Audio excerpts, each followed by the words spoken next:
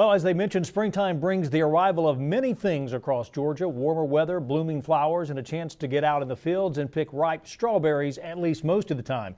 This spring, some areas in the state have received a lot of rain, and that has played a role in strawberry yields at one central Georgia location. Typically at this point in April, you'd be looking at a lot of these sweet, juicy red berries. But this year is different. Yes, the late cold snap hurt, and as well as we had a small hailstorm come through, and we had a little bit of hail damage to our crop. So we are recovering from this slowly and look forward to a productive season. In Upson County at the Sweet South Strawberry Farm, Marcus and Neely South are ready to start picking the berries, but the berries aren't ready to be picked.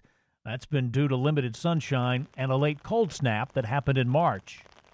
And you know, it stung some of the blooms. We tried to cover what we could, and one of the issues right now we're dealing with is just the berries that are ready to come off. You know, they do not like this wet weather. I mean, it's just a thing that we have to struggle with. You know, trying to keep down on any mold or anything, and you try to keep your spraying down to a minimum. You know, not have to spray no more fungicide than you have to, but you know, you just have to deal with them things and do that.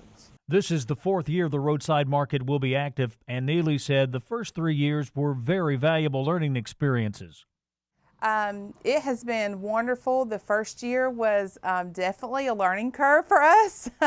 We have learned something new every year, but the most enjoyable part of this is having people come to your farm to see what you do, to talk to them about agriculture and your passion for agriculture and what it really means, and getting them to see where their fruit and fiber comes from. Well, despite the weather, one thing the couple told me that has helped them navigate the wet spring is the advice and encouragement from others involved with the Georgia Farm Bureau. They both said the relationships have been a major benefit to their operation by networking. Come through Farm Bureau, you know, it's how we learn how to do it. Is just the connections we've had through Farm Bureau. Just kind of like Zippy said, you know, you got to get outside your fences, and that's what we've done. And you know, created all kinds of friendship. You know, just I think lifelong friends. You know, through Farm Bureau, and that's where we learned. You know, strawberry. Cause I knew nothing about strawberries. You know, and just learning from others. You know, and. Oh, the relationships that we have formed through other young farmers all over the state is priceless to me. They're like an extended arm to our family.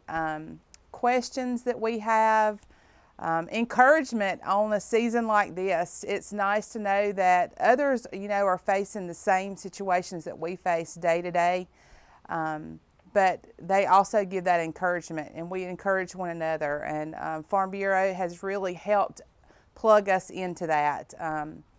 Marcus and I always say our only regret getting involved was getting regret later in life. We wish we had gotten involved much younger.